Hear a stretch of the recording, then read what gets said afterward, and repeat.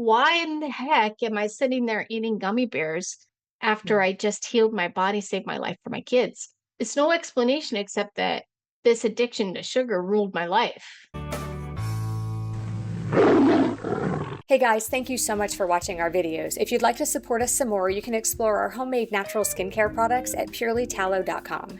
Thank you so much for supporting my small business. Hey everybody, welcome back to the Carnivore Revolution. I'm Serena, and today I have a special guest. This is my friend Amy. You guys may know her as Carnivore Amy on Instagram. And we get along great. We have met a couple of times in person, and Amy really holds a special place in my heart. So, Amy, thank you so much for coming today. Thanks, Serena. You hold a special place in my heart too. When you asked me to do this, I kind of, in the back of my mind, I was like, I've arrived Oh, because this is why. I mean, I think for a long time I'd watch every single one of your morning walks with Piper. And when I started my journey, I would watch your videos because there's one thing that really sucked me in about you. You said a comment about that you'd made cupcakes for something, maybe for one of your kids' activities or something, and that you had eaten 30 some cupcakes. I think it was like in 2 days or something. And when you said that, I was like, this is my people. You know, I, I didn't eat, we don't now, I realize we didn't eat exactly the same with our eating and what brought us to carnivore. But when you said that, it really impacted me because even now, when I watch you and I listen to you, and when I got to see you at the Charlotte meetup, and I was so happy that you were on the panel speaking because I feel like some people come to this deal and they may have had some disordered eating, they may have not. Some people come just because they have an autoimmune. There are a myriad of reasons, but for people who come with this disordered eating, I feel like it's still right here in the forefront for us. And so we engulf ourselves in the carnivore world. And when I look at your face and I look at Dr. Lisa's face, Kelly Hogan's face, it's still right here. Our addiction and everything, we're here in, just bathing ourselves in carnivore knowledge because we still know exactly what that felt like. And so when you said that, you really sucked me in. I always have liked you. And then when I met you, I know that you don't believe me when I say this, but Serena is teeny tiny. the thing is, we're like the same height. So it's so funny that every time we talk, you say, "You're so tiny." We're the same height. No, but it's just like I look at you and you're like so cute and tiny and so genuine. I really enjoyed that about you. Just very genuine. You're a mom. So there are lots of things about your journey that have inspired me personally and helped me stay this course. And my how I present myself, I want to be genuine like you. I want to be real and not some kind of persona. I really, really love that about you. So, yeah, when you asked me to do this, I was like, that's pretty cool. Thank you. So, And just so you know, I feel the same way about you. When I watch your videos and I see you online, like, yeah, you're one of my people. It was 20 cupcakes in 36 hours. It was my birthday. oh, is that And what my it girls, was? yeah, my girls had made them for me for my birthday. And I ate 20 in 36 hours. And the next day I became a carnivore. It was like that was my rock bottom. That was my rock bottom, like an alcoholic and a drug addict have their rock bottom. That was my rock bottom. Oh, that was your rock Yeah. bottom. What Mhm. kind of cupcakes were they? The most amazing, delicious gluten-free vanilla cupcakes you've ever had in your entire life. Like, they're so moist, they almost drip when you eat them. I mean, that's how good they are. I still struggle sometimes, can you tell? Like, now I want a Oh, cupcake. that's what the thing is. Like, yeah, I totally get that. I've been Yeah. going to Dr. Lisa's group Mhm. and participating in that because I want to continue with my carnivore education. Yeah, absolutely. And also because I need it. I don't know if you coach Serena one on one, I do. but yeah, for me, I need something where I have my coaching, someone that is I have a resource. And when I'm in there, she's like toe the line. Like she's not gonna bite into a honey. She's not gonna Carnivore. try that. Yeah, she's not gonna do that. Whereas a lot of us, like I still use protein. There's things. Power pucks. Yeah, I'm addicted to the chewy pucks, Yeah. like the chewy, they're super chews, but Yes. she's told the line. And so when I talk about these things in there, I don't feel like, I can't say I'm addicted to super chews, but she knows that's my addiction. It's still speaking, just like the cupcakes. It's still speaking Mhm. every day of my life, in my head, in the back of my head, every day. Yeah, me too. Every single day it's there. Okay. Well, let's tell people about that. Let's tell people about your story. And then people understand more, kind of why that's still there in the back of your head. So let's start with before and how you became a carnivore. So I ended up carnivore because one day I was looking at my face and my hair in the mirror, and I noticed these little fuzzy hairs up here. And I started looking, I saw that all of this right here was completely white. And I was like, wow, I'm losing my hair. So of course it's vanity that opened the door here to finding my health problem. But I made it a doctor's appointment, and I had gotten blood work done, fairly recently, like at least a year before that. But I made a doctor's appointment because I thought maybe I'm low in iron. Well, she had me come in. It was like the dreaded call, like, can you please come in and visit with Dr. So and so? She wants to talk to you about your blood work. And so you're like, something's wrong with my blood work.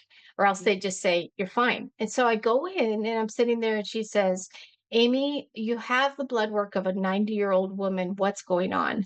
And I thought, I don't know. I have no idea. I was like, what do you mean? I have no idea what's going on. Well, at that time, I was I weighed a lot. I was eating a bunch of sugar. But for the most part, I didn't have anything that was really bothering me. I also uh was taking um I was taking allergy pills, I was taking ibuprofen, a lot of things that I'm very careful about now. And that I'll explain why that's important in a second. But what it came down to is I found myself in stage 3B kidney disease, and it was worsening and not getting better. It always stayed in 3B, which is just before dialysis, but my numbers went down initially. So my doctor really didn't have any answers for me. It was kind of like, um, let's just watch for when you have to go on dialysis. Well, I had two teenage girls, and um, I was a workaholic.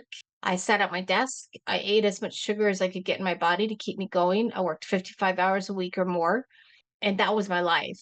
That's what I did. It was my identity. And so when I had to face this, I had to pause my life basically and figure out how to save my life for my girls. And that was a thing too, is do I really want to be here? Do I really care that I have stage 3 kidney disease? Do I feel like this life is worth living right now? Ultimately, I wanted to be here for my girls at that time. And so I started researching myself. I found this like accountant dad type guy. He wasn't trying to be an influencer, very normal person, talking about how he had healed his kidney disease with ribeyes. I was like, healed your kidney disease with ribeyes? He had glasses on. It looked like an accountant. So I thought, well, I can try this. I mean, I'll try it. So I did. I started eating ribeyes, and my numbers moved a little bit in the right direction. And I also found that I didn't have sugar cravings as bad. So I was like, there might be something to this. I continued to research, and I found some other people online, like Cole Robinson, that crazy guy, and a few other not so crazy people that had used fasting to heal their kidneys, including dry fasting. So I joined Jason Fung's private group. It was like $30 a month. And I learned how to fast, and I did it very poorly. I was really bad at it. I could barely do it. But for 9 months, I ate ribeyes and I fasted, and my numbers moved, and they moved all the way to the point where the only lasting effect that I have is I can't really accommodate potassium, but I no longer have stage 3 kidney disease, and it happened in 9 months. Well, Right. on the day that my doctor cleared me, and she said, "Okay, you don't have to get blood work anymore like you're a kidney patient. You're just normal person like everybody else." I went home, I still had my job at that time, and I had these gummy bears that were in a little packet like Halloween size, and they were sitting on my desk this whole time this was going on, and I put them in my hand, and I thought, "Should I eat these gummy bears?" And they talk about this with alcoholics that it's a casual thing, like, it's not premeditated. I ate the gummy bears. It took me almost 9 months. I gained the small amount of weight that I had lost back, plus 30 pounds more, and which is incredible because when I had my kidney disease, I had a gait, I couldn't walk well, I had all these symptoms. I had a cardiophrenic fat pad, I had a high platelet count, I had fatty liver. I was pre-diabetic. It wasn't just the kidney disease. So why in the heck am I sitting there eating gummy bears after Yeah. I just healed my body, saved my life for my kids? It's no explanation except that this addiction to sugar ruled my life no So you matter ate the what. gummy so you ate the gummy bears, and then what did you say? And then you gained all the weight back plus 30 pounds? So the gummy bears Yeah, were the first thing, and then you just yeah, continued to eat like that? It yeah. was like And I did legitimately try to get back on carnivore that whole 9 months. I couldn't do it. I Mhm. could not do it. My sugar addiction just called to me. And Yeah. so in July, that following July, I took my daughter to get her physical with my same doctor and my primary care. And I used their scale, and I realized I was tipping over at 200, and that was the most I had ever weighed not pregnant. And I thought in my head, "Wow, Amy, this is gonna show up in your blood work. Yeah. This isn't something you can ignore." And you're about to see the So doctor, right? The and doctor's about yeah, to see you. yeah. So I had to have kind of this come to Jesus thing with myself, and I really asked myself the question, you wanna live or you don't wanna live? I mean, what's your choice here? I really didn't want to, I'll be truthful. Like, a part of me was like, "I'm tired," you know? "I can't get control over this thing that dominates me," but I wanted to see my grow up, and I wanted to see them have their own kids. I wanted to see, I wanted to be able to care for my parents and for my aunt as they aged. And so I couldn't really do it for myself, but I couldn't I just kept seeing my kids' faces in my mind. So I made the decision I needed to really get serious and do this. And I made a few changes, which when people are doing this carnivore thing, I think that because we're last resorters, the people who really are serious about it, they don't say, "I'm gonna do everything perfectly. I'm going lion and I'm not drinking coffee and I'm gonna walk and lift weights all the time." They get very serious right away. But my experience is I made some changes. The three changes I made is I drank flavored electrolytes, which I never allowed myself on carnivore before. I drank flavored electrolytes 3 times a day because I was always so thirsty. I took lipase for the diarrhea during the fat adaptation period. I did not want to deal with that. So I took lipase. And the third thing I did is I didn't fast at all. Mm. And I knew that my sugar craving was the source of all of this, and so every time I had it, I would just eat some cream cheese with some cinnamon in it, and my sugar craving would go down. I did that for 3 months, and then I found Steak and Butter Gang, and I watched and said no words, kept my camera off for a month, and then the 4th month, I started doing the protocol, and that whole process allowed me to shut my brain off and not have to think and just follow the calendars. I have a hard time following the calendars now. I can't always fast. I mean, I'm still learning my own tools, Yeah. but I lost 70 pounds. I fell in love with the culture, our culture here in the community. A year in to carnivore, I had an unknown UTI that I didn't know about. And I I got septic shock, and I was fairly healthy at that point. I mean, that's after I saw you at the Denver meetup. And so anyway, I had to go to the ER. I stopped being able to breathe. I couldn't get a breath. And I remember there's a guy that collapsed in the waiting room, and his wife was freaking out. And I said to the intake nurse, I said, "Go, I can wait. Go ahead and take that guy." And he said, "No, you're either you're either having heart failure right now or you have septic shock. Your resting heart rate is 136. We have to address this right away." And I thought in my head, please let it be heart failure, because I thought I could maybe survive that, but I didn't think I could survive septic shock. Anyway, I did. I mean, 2 weeks. I'm partly ICU. Attacked my lungs first, and I I have some scarring in my lungs now. I had 2 tubes in my lungs. I carried around a little suitcase back and forth from my bed to the bathroom, that was constantly draining out all of the infection. It was touch and go. I thought I was gonna die, and I loved being in the hospital. It changed my life. It stopped me in my tracks, Mhm. and I feel like it was in there that I realized I can do this. I can want to live. I'm blessed to live. I want to be here for my daughters, and everything changed. I left the hospital. I ended up losing my six-figure income because my brain took a long time for my brain to start working again, and I made a lot of errors in my work. I ended up starting to coach people, become more involved in the carnivore community. And now I'm broke, but I'm so happy. Well, they So, say you can't buy happiness, so you did good. so anyway, as I've gone along here, I'm continuing to learn. And like we were talking about, when I look at your face, I look at various people's faces in the community, mostly the women, actually all women. I can see that whole thing that drove us to eat whatever and knocked us off course in our lives and dominated my life. I see that in the faces of my clients. I see it in the faces of you and Dr. Lisa and Kelly Hogan, people who have struggled with this.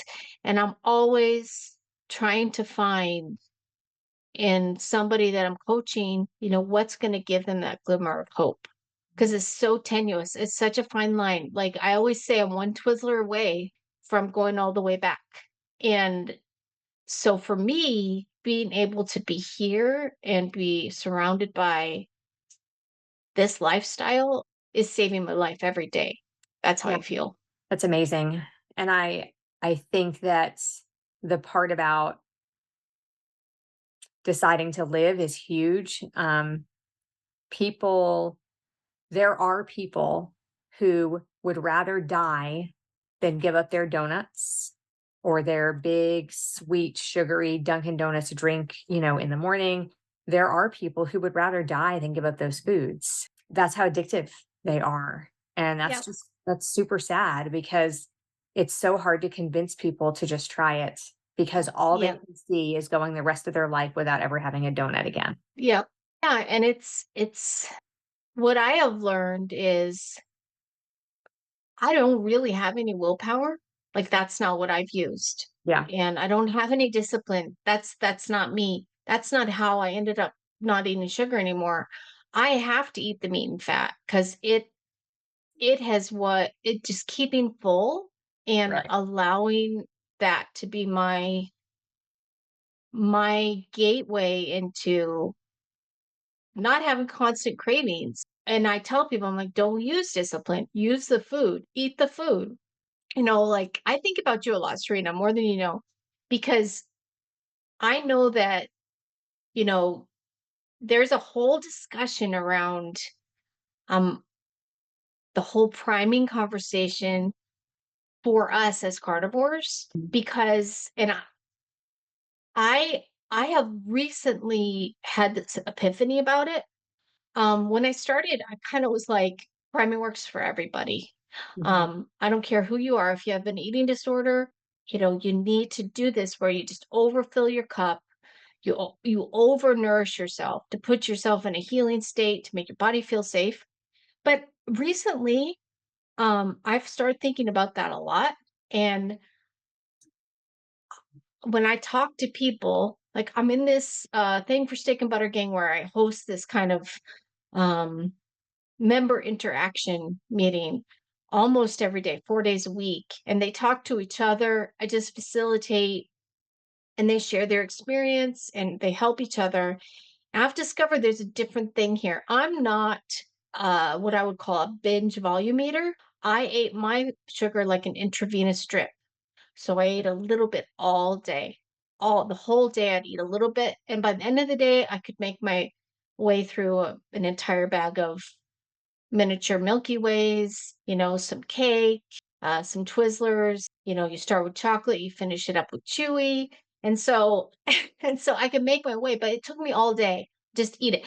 And that's actually the same way I eat my carnivore. I eat all day. I'm a grazing carnivore, but I have these people that have come into my life that are not like me. They end up eating a whole bunch of food at one time. And they get this overfull feeling, and then it brings them such anxiety Mhm. that the whole cycle continues to repeat itself day after day for them. And I am coming to understand that perhaps this whole discussion for that particular subset of people is different. And not to say that priming is bad. I believe in priming. I always say I'm Steak and Butter Gang's biggest fan.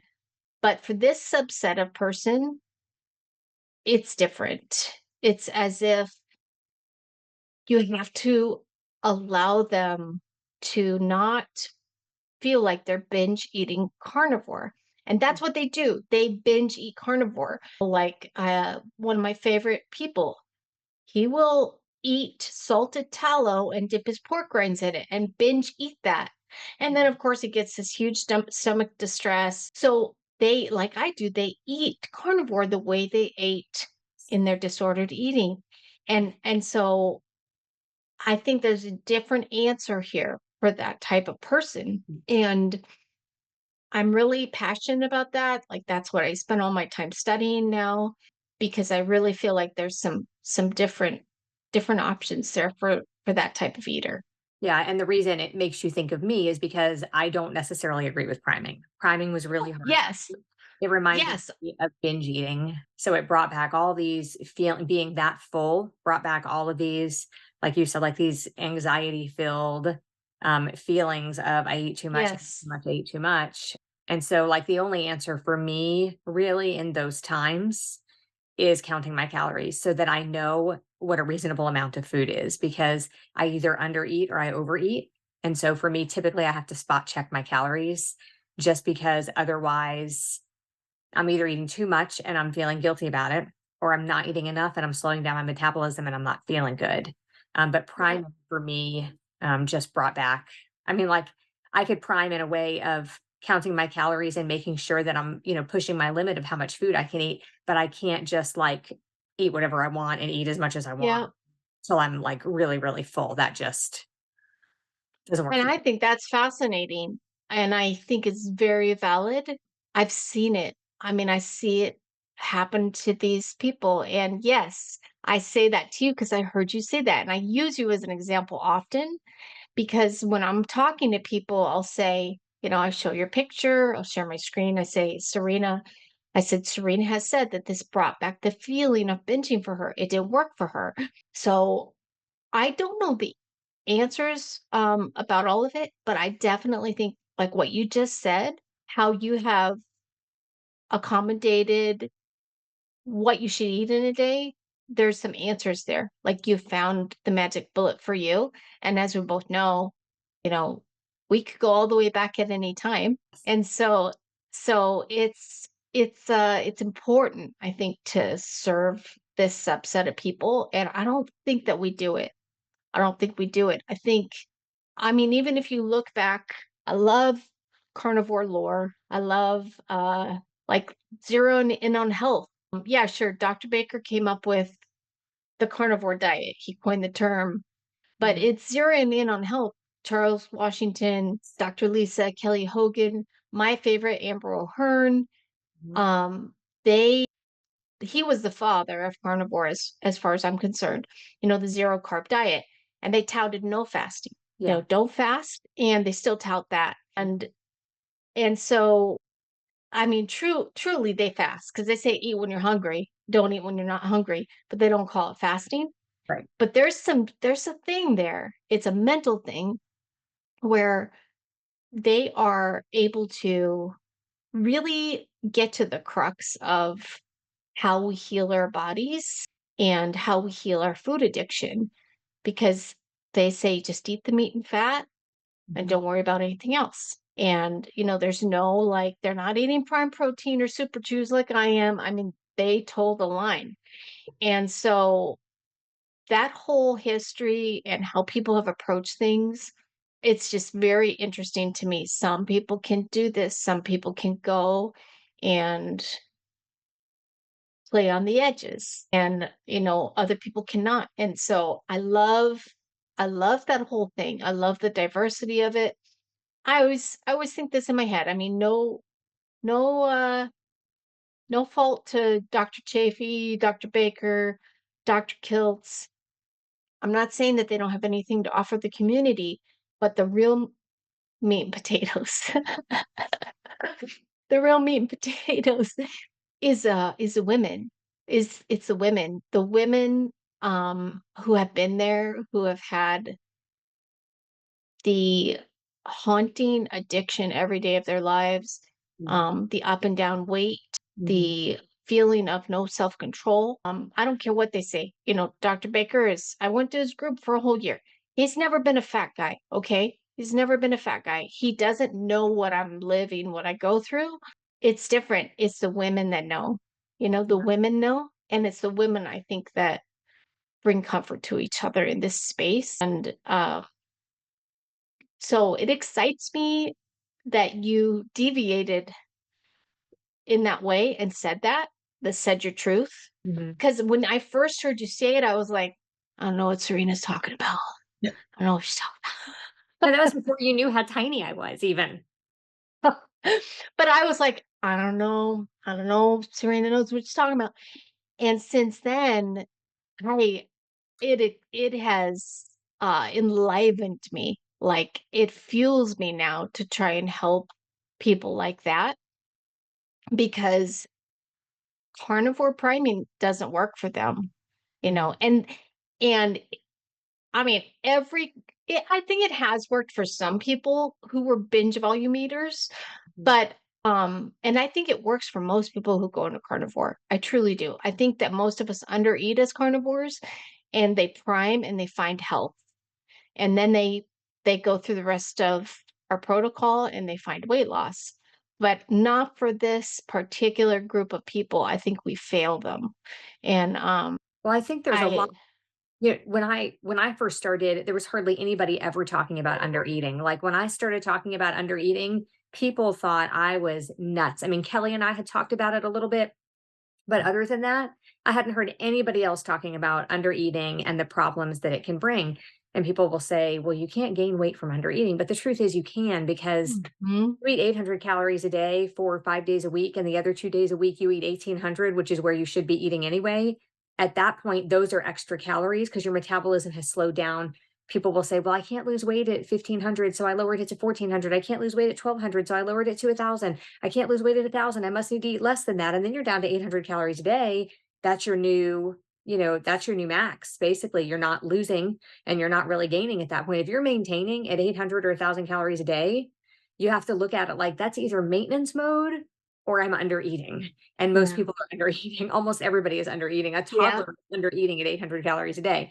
And so then if you eat 1,800 a couple of days, that extra 900 calories a day makes you gain weight. So it's not Yeah. under eating that Exactly. it's the normal eating days mixed in with that make you gain the weight. So I think the under eating is also a huge problem, and people just don't talk about that. No, they don't. And how many people have come to you for help, Serena, and said something like, I'm eating one ribeye a day and some butter. How much less do I have to eat to lose weight? It's not that you need to eat less than that, it's that you need to eat more than that. And then they eat more, they gain weight, Mhm. and it's so disheartening. And then It's a they call me a liar. disheartening thing. But yes, you do talk about under eating. I've seen you come on and say, I've been under eating. I've realized I'm under eating, which is why you check in with your macros. And so that's the thing is it's a constant, it's kind of like when we're trying to get rid of our foot and calf cramps in the middle of the night. It's a constant battle um to balance our electrolytes in the beginning of this thing. And it's a constant introspection and experimentation to figure out what's going to work for us. And so you do that and you do it on screen. And I love that about you. Not everybody does that. Dr. Lisa does that. She experiments. Not everybody does that. They won't be that vulnerable. But Right. that's what I needed from you. And you gave that to me. And so I love that. I love that about you. And I do think I'll bring up another controversial topic. like like Judy Cho and Laura Spath. I binge watched Laura Spath when I was getting, as Dr. Lisa would say, carb sober. And so for me, when I started to understand the dynamics of the community and how there are people who, I mean, we claim what we think is the right way to do carnivore, but there's no right way to do carnivore. There's no right way to do paleo or low carb or any of that. You have to find your way to do it. And that's what Laura Spath did. She found her way to do it. And she still has a Diet Coke every day. Yeah. And so I tell my people that I say that's her addiction. That's what she has settled into, where that's what she says, I can live with this. I Mhm. have a Diet Coke a day, and screw you, whomever has a problem with that.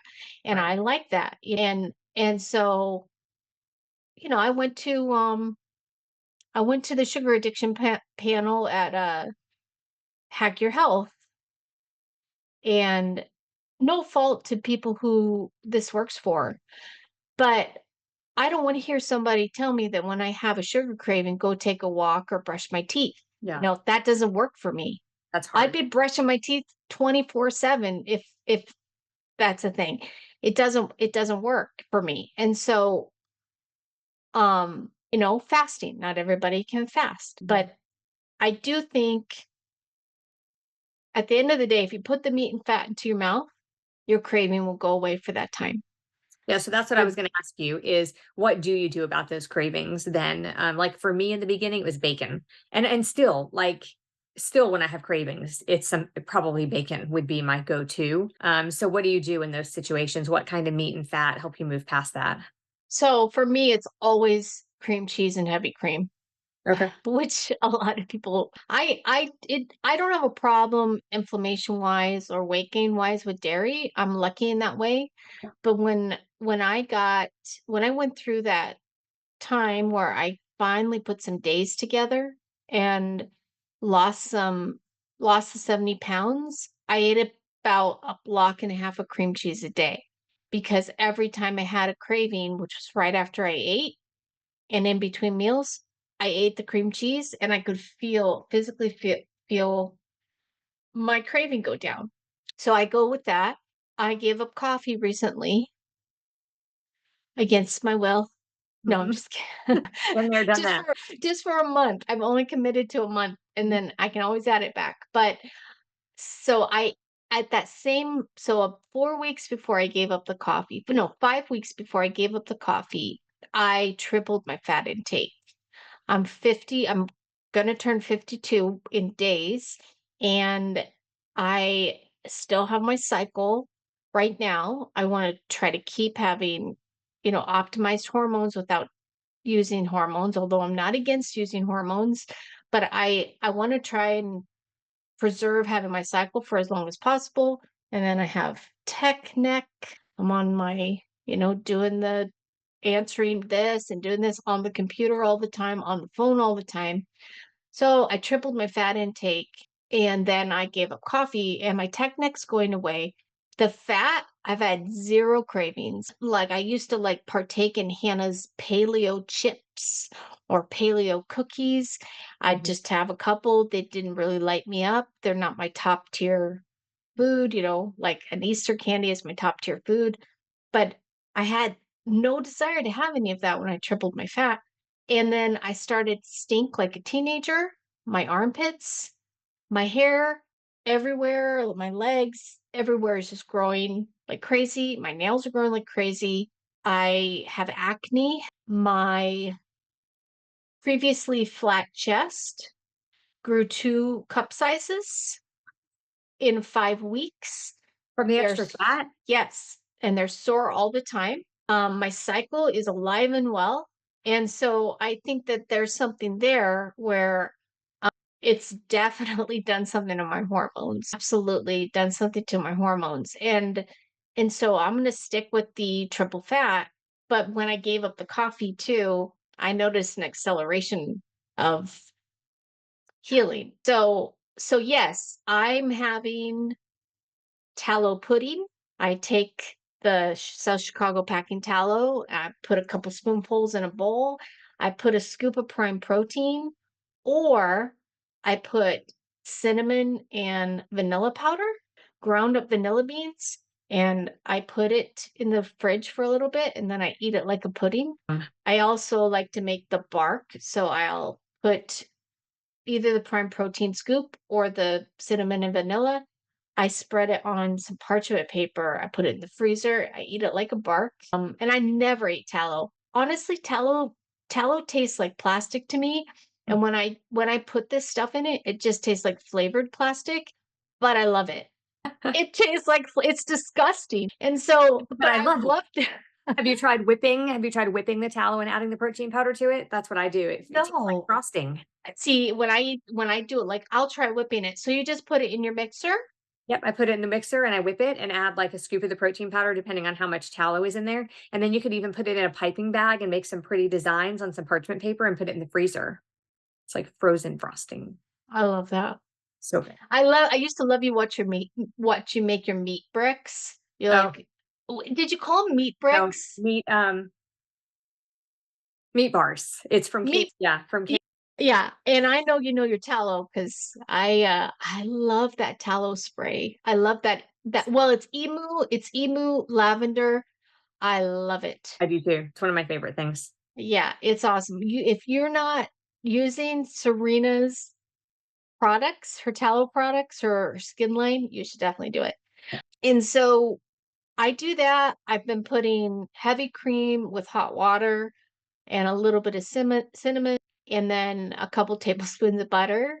I drink it several times a day.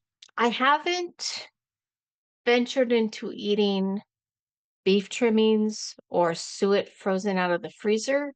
I'm against that. I'm not going to do that. Um, but yeah, the tallow is surprisingly really good to my body. And so my skin is better. I started putting the tallow on my face Mhm. and I mean, I'm noticing changes. So yeah, now where I am in my journey, I do think there's something to this extra fat. So what about exercise? I know that you post a lot, about yourself at the gym and stuff. So are you doing cardio? Or are you just lifting weights? What does that look like for you these days? So right now I'm a huge Dr. Romero fan, so I like sprint-esque type things, but I'm not a great sprinter. I do other types of things that are sprint-like. The whole point of that is to get yourself into that hormetic state. So I love to lift weights. And I really think that I replaced my sugar addiction with going to the gym for a long time Mhm. because you have that busyness in your mind, that noise. And I still, even though I wasn't eating the sugar, that all that noise was still there. All the discomfort, the kind of the anxiety, the anxious feeling just right underneath the surface. But if I go to the gym and I lift heavy, then it goes away and my body feels better. So it wasn't that I was like, I'm gonna go to the gym and I'm gonna have a hot body and I'm gonna do all this. I was desperate for some way to get my stress out of my body. That's what it came down to. And so I went to the gym a couple times a day. I've toned down on that a little bit, um, but for the most part, that is my stress relief. And I have a lot of opinions about that too, in terms of